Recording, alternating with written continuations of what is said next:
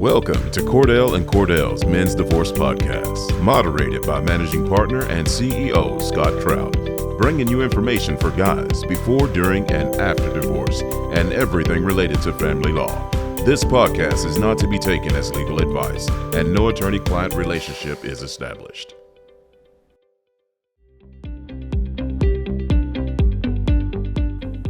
All right, well, welcome back to another Men's Divorce Podcast.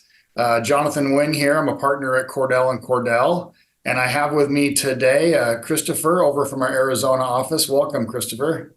Thank you. Good afternoon, Jonathan. Tell us a little bit about yourself, Christopher. What's your experience in family law?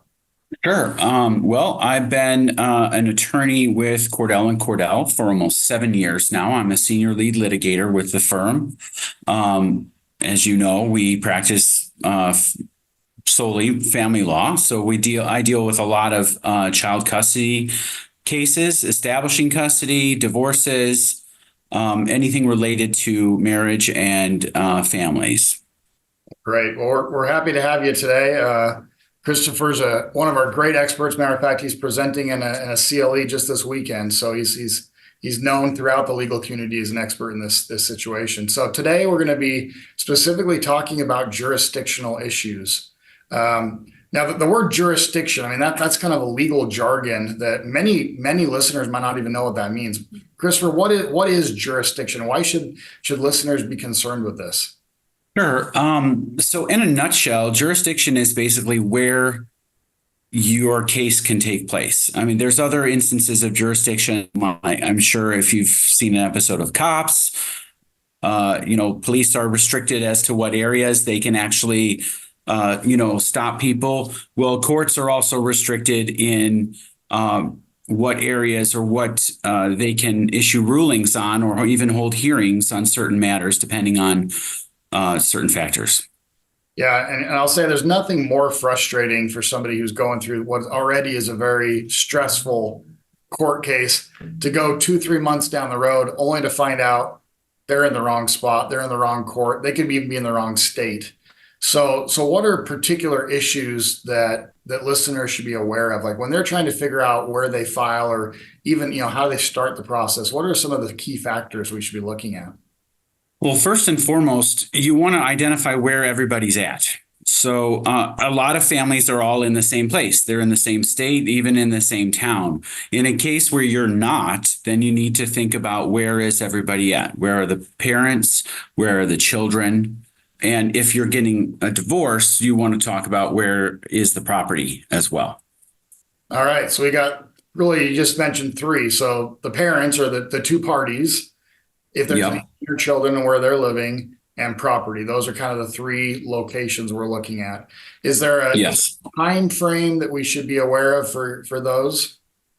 There is actually. So most states have two different time frames. So I'll start with a divorce. So in a divorce, there's a time frame for the parties on where they have to be prior to the divorce. And it differs by state. The state law determines what that is. Here in Arizona, it's 90 days. You have to be in Arizona for 90 days before you can be divorced here. For children, that's a little more universal for the most part. And it's typically about 6 months. Where have the children been for the last 6 months? Right. This is probably a great time to kind of jump in. So folks, this podcast is an educational thing that we do weekly for your benefit. We do not create an attorney-client relationship with you. And so it is important, especially as Christopher was mentioning Arizona law, to understand that every state will probably have different rules, different laws. You definitely will want to contact an attorney in your state. Cordell Cordell, we do have offices in many states across the nation. You're happy to give us a call, but we definitely recommend you talk to an attorney, find out the laws in your state. We'll talk kind of general today to give you kind of good talking points so you know what to bring to your attorney when you come in. So going back, we've got the actual dispute cases, whether it's a paternity case or a divorce case. Typically, it's around 90 days. That's actually the same in my jurisdiction as 90 days resident. Children, 6 months. What do we do in the situation where, let's just say, we've got one party in one state and one party in the other state? That comes up a lot. So you're gonna, first and foremost, you're gonna want to consult with an attorney if you've got a situation like that. In the case of a divorce, if there aren't any children involved, then as long as you qualify under the rules of your state, you can file in your state to get divorced. It doesn't matter if your spouse lives in another state. You also have the option, though, of filing for divorce in that state too. So there is some mutability with jurisdiction. I don't know why you would want to file in another state if you're living somewhere else. For convenience, you'll want to file where you live. So let me interrupt you on that. yeah. Every state probably has a little bit different laws. There's a lot that's similar, but let's use alimony, for example. Certain states have some pretty big advantages of alimony for those who are paying or those who are receiving. And it could mean a lot of money on which those states that they file in. And so again, it's probably a good idea Arizona and where you're at, I'm in Utah here. We're actually pretty similar, but let's take Texas, for example. Gosh, if your spouse is in Texas and you have an opportunity to file where she's at for alimony purposes, take it in a heartbeat. And there's other jurisdictions that may have very good laws. There could be differences between community property or marital property laws in different states. So again, today we can't really answer everybody's questions about what state to file in, but it's definitely worth probably talking to an attorney from both states, weighing and balancing your convenience of, do I have to fly out to court hearings? Do I have to actually spend money at airports versus, gosh, maybe I get a good deal on alimony, or maybe the way that we do my premarital property is better in that state versus this state that just makes it into marital property. And so, right. So it is kind of a question by question. Absolutely. It can work the other way too. It's my understanding in California, they still have permanent alimony. So that's not something we do here in Arizona. So, if you live here in Arizona, your spouse is in California, if you're going to be on the hook for alimony or think it might be an issue, I would say file in Arizona if you can. Yeah. Kind of becomes a race to the courthouse. Now, the filing is kind of part of it. If you've got this jurisdictional tug of war, in a lot of states too, the filing's not enough. And for instance, in Utah, we actually have to serve the papers on the other person. So if we file, let's just say in January, but we don't serve any papers till March, and they actually file in February but serve us first, that other court could take jurisdiction first, and there becomes kind of a tug of war. Now, as you mentioned, with kids, it's a little clean cut. Folks, what Christopher was talking about is we actually have a statute that almost every state in the United States has now adopted that talks about the jurisdiction of children, because we don't want people shopping around to try to find out which court's going to be the best for them. Because again, different states have very different rules on custody even. Presumptions of 50-50 or maybe a presumptions against 50-50 can be very different depending on what state you're in. And so in order to prevent that, we have this statute. That's where you were talking about the 6-month part of it. What if, again, using that statute, there's some other clarifications, like, for instance, what if a child's not 6 months old, a younger baby? Well, then it would go back till birth. Certainly, yeah, we have it's 6 months or since birth, whichever is longer. Yeah. There are some little nuances too, as far as how they have to be present in the state, or like if you take a visit out of that state, does that count or not? Those are some things that sometimes get considered, but typically, yeah, it's from birth or 6 months, whichever is longer. Right. So that sounds like maybe temporary residence versus permanent residence could make a difference on this. How do the courts look at residence? How do they define residence? That, as far as I know, differs state by state. As far as there are some guidelines in the statute that we're talking about is called the Uniform Child Custody Jurisdiction and Enforcement Act, which is a mouthful. We call it the UCCJEA. But there is some description in the UCCJEA as far as what it means for someone to reside in a state, but there's no formal requirement that you take certain steps like have a lease or purchase a property, or have utility bills or what have you in that state. It basically means where you are present and residing, living at the time. Yeah.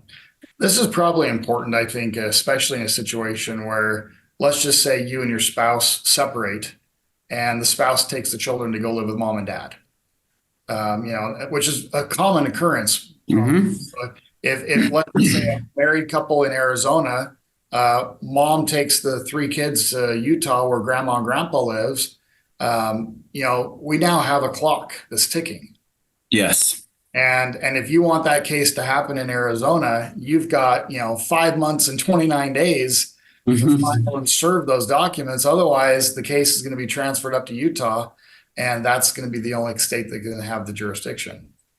Correct.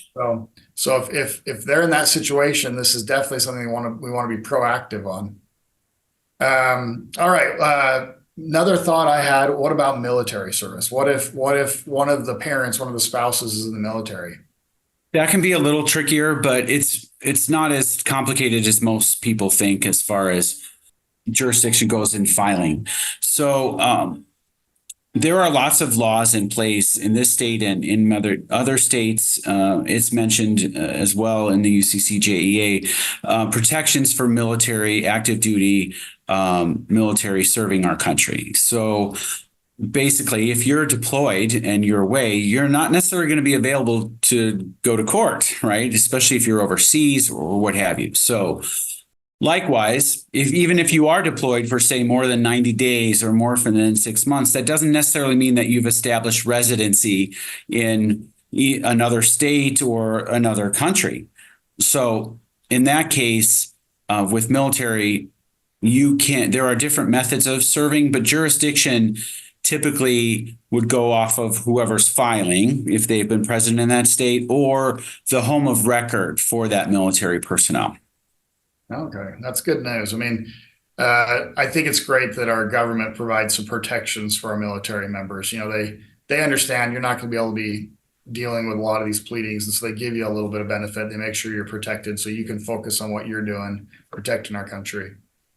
Yeah, they even allow you extra time if you need to file responses, or you can't necessarily default someone if they're active duty. There are lots of protections for that. All right. Well, the third thing you talked about early on was kind of where the property is located. So tell me, kind of answer this. What if you've got property in 2 different states? Do you need to file pleadings and divorces in Arizona and in the other state where you hold the property? No, you don't. You can still get divorced in the state that you're living in or that you file in. Even though each state is almost like its own little country, we have our own laws and some amount of sovereignty. Federal law, obviously supersedes all of that. So the divorce court would have jurisdiction over certain property to dispose of it or divide it according to the laws of that state. And there's some options there too that come up, not as often, where you might bifurcate or split that and do one issue in one state and then certain other issues in the other. But typically property is divided by the court that has the jurisdiction to oversee your divorce. Yeah, I guess kind of a simple way of kind of thinking of it is if the judge has jurisdiction, or maybe we could use the word authority. If the judge has authority over the owners of the property, the judge can tell those owners, here's what you need to do. Exactly. Even if the property is not in the state, the judge could say, you need to deed the property to so-and-so. And if they don't do it, they're in contempt of that judge's order by not doing the action. It might be a little difficult if it was, in some situations, as you mentioned, judges don't order parties to do something. Judges can actually just order that the property hereby is owned by somebody without even signing a deed. That particular piece of it would have to happen in that state. A judge from Arizona couldn't tell a judge from North Carolina, hey, this property now is owned by so-and-so. They'd have to order the parties to do the change. Correct. Yeah. And that's a great way of putting it. Yeah. If they have authority over the owners, then they have somewhat authority over the property. Yeah. All right. Well, as we're looking at kind of the initial, we've been talking about kind of our initial filings and kind of knowing where to go to file initially. Any other thoughts or comments on that first part of initial filings? No, I think, yeah, if you're starting an initial action, you do want to just think about those three things. Where are the parties? Where are the kids? Where's the property? And then determine there where you want to get started. Yeah. And likewise, are there strategic advantages of one jurisdiction over the other that may help you? Now, in kind of the second part, which is really probably almost more common with jurisdiction, is now let's say there's an order, they're either a decree of divorce or an order for child support, but then people move after the fact. So what happens then? That can be a little messy, and that happens a lot. I mean, you get divorced and then things happen, people move around. It depends on what you're actually trying to change. There's some things, just for expediency, there's some things that another court won't be able to change even if you've moved. One example of that would be spousal maintenance, alimony. The jurisdiction for that always is in the state that it is first ordered in. So any modification of that, even if neither one of you still live there, would have to be addressed in the state of the original jurisdiction. As far as property goes, there are some in Arizona, and I think in a lot of other states too, once property is actually divided, that can't be relitigated. Those kinds of issues as far as enforcement of that or would also not be modifiable in another state. I think probably the most common things we see modified are custody, parent time, issues with the children. So let's maybe walk through a couple hypotheticals. So let's say dad stays in Arizona, but mom and the kids move to Utah. And the divorce is over, but now dad wants to readjust custody or relook at things. What are the options at that point? What are the factors that he should be looking at? I'd say the first factor you want to look at is where are the kids now and where have they been for the last 6 months? That's going to be the most controlling factor in your jurisdiction. Okay. Yeah. And it really is. The children, where the children are, is where the children are litigated. And there's really a good reason for this is most of the evidence about children's best interests are going to be where the children are. That's where you're going to have your teachers. That's where you're going to have your friends. That's where you're going to have your coaches and even a custody evaluator who would be talking to those children, or a guardian ad litem, is going to be where the children are. Yeah. There's a whole other statute we haven't talked about yet, but that's dealing with only child support. And if that same exact scenario happens with child support purposes, the uniform statute would say that as long as one person lives in the original state, the child support always stays in that original state. And that does provide a protection for people because they could plan as they do, let's just say alimony or spousal support and child support. And they know that child support is going to stay the same as long as they're there. So just that clarifying, if jurisdiction changes for custody, visitation, that doesn't mean that everything then goes to that state, because there could be grounds for keeping the child support in the other state. All right.